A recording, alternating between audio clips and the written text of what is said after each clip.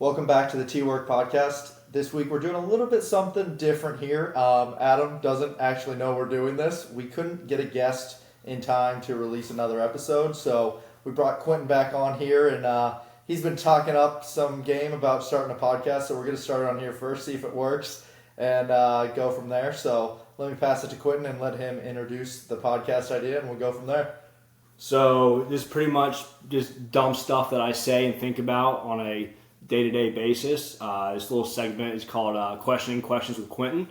So I'm just going to ask the important questions that we all think about. Maybe I just think about it, and I'm just going to question the question and see if we can come up with a solution or an answer. So I guess starting is pretty topical for today. Is there a profession where you can be wrong like 50% of the time and still keep your job?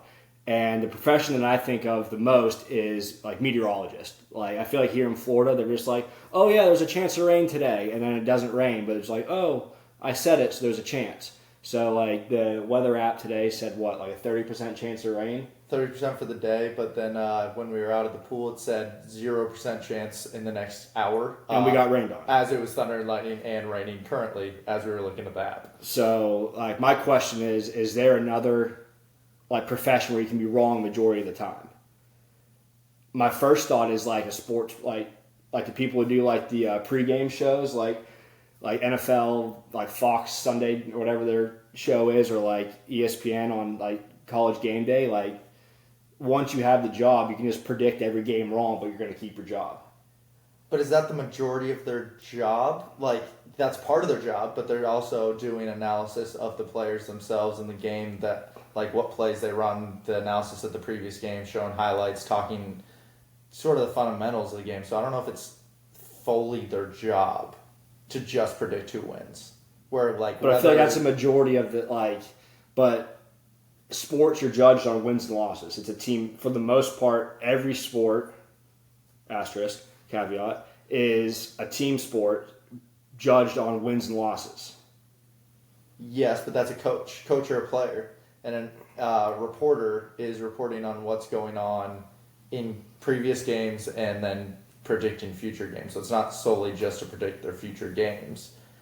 But you kind of have to, like, in the college football playoff, when they're, like, putting seeds in for, like, who's going to be in the playoff, they're predicting or guessing who's going to be a better seed. So it's like, you tell me, like, doctors and lawyers on the committee can judge a football team better than an analyst? And analysts are getting the games wrong, I don't know, 40, 50% of the time. So, like, you have guys just, like, on Sunday, they're like, oh, well, I played for this team. I don't like this team. So, they're still putting a pick out there, and they're wrong. So, it's almost like just because you're famous, you can just put whatever you want out there. I get what you're saying. I guess my point is they aren't paid, like, it's always, College Game Day, for instance. They don't make their picks until 3 hours into the show. What do they do the other 2 hours and 45 minutes? Entertain. That's what I'm saying. So majority of their job is to entertain, not majority of their job is to predict who wins the games. But then why do they predict the games? Because people want to see that. Exactly. So they're supposed to give an analysis. But it's more but that's entertainment as well.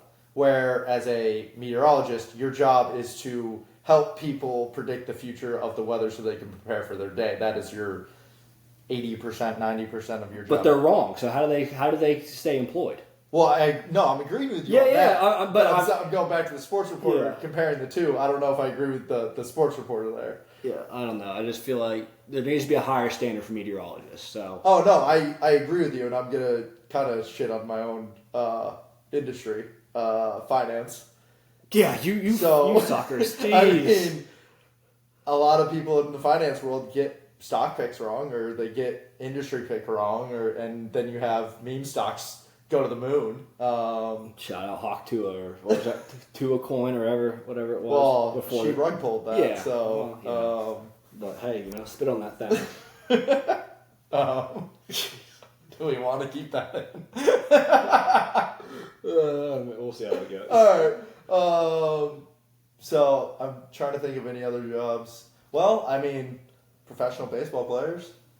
to be a Hall of Famer, you only have to get 3 out of 10 right 30% of the time. You got to get 3 hits for every 10 at bats, and you're a Hall of Famer. You're not predicting things, but I mean, you're failing more than you're succeeding. Yeah. Oh, I didn't think about that. Oof. That's just a whole other world. I know. Jeez. Yeah. So, are there more professions where you can be wrong in than you have to be right in? Like a doctor, he messes up. Problem. Yeah. You miss a ground ball, no big deal. Well, dependent. But I would rather have someone miss a ground ball than mess up cutting me open. No, that's fair. That's fair. I'm trying to think now of majority of jobs. I mean, who's the biggest employer out there? Amazon? And those suckers, let's not even get started on Amazon. Some of those people, they can't even deliver a package correctly. Well, that's what I was wondering. I was like, what is the percentage of the on-time delivery of what you're shown when you order your delivery? They can even follow the directions. We had the package box out there. It says, don't leave a package on the outside. The whole wall's full of packages. Like, I don't know. That's a good point. I didn't even think of that. Yeah. I always ask for them to leave it at our door, and it's always in the freaking carrier box. So I don't know how to fix that either. So I don't know. That's. So basically, we're coming to the conclusion that actually a lot of people are. I guess it's just like at what point is it acceptable? Do we just accept that they're going to be wrong, and we're just okay with that? I think it's profession by profession, to an extent. So do we just need to let's go back to meteorologists. Yeah. Do we need to hold them to a higher standard? Do we need to have a bigger do we need to have a major league, AAA, AA type system? And hey, if you're not getting these right, you get demoted. You go down to the local broadcast. You don't get to be on national news or whatever. Maybe you have to do the high school news, weather. If you can't get it right here locally, figure it out. I think you just show them that they do have that, because you have your local weatherman or woman, girl, whatever. You have the state weather news, and then you have national weather. So there are technically levels. I don't know, but I don't think it's a flow. I don't think it's a flowing thing tier system happens. Well, yeah, because what's the dude's name that comes down for the storms? If what's his face comes during a hurricane, we know we're screwed. I don't know who you're talking about. Google that. Who are we talking about here? Yeah. Search that shit. That's my catchphrase. Search that. Search that. Weather guy that comes down.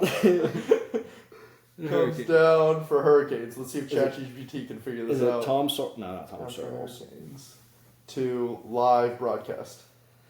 Let's see. It's the guy in the hurricane. Jim Cantor. Yeah, we know when Jim's here, we're pretty well screwed. Fair. He's part of the Weather Channel, so maybe the Weather Channel is the top tier.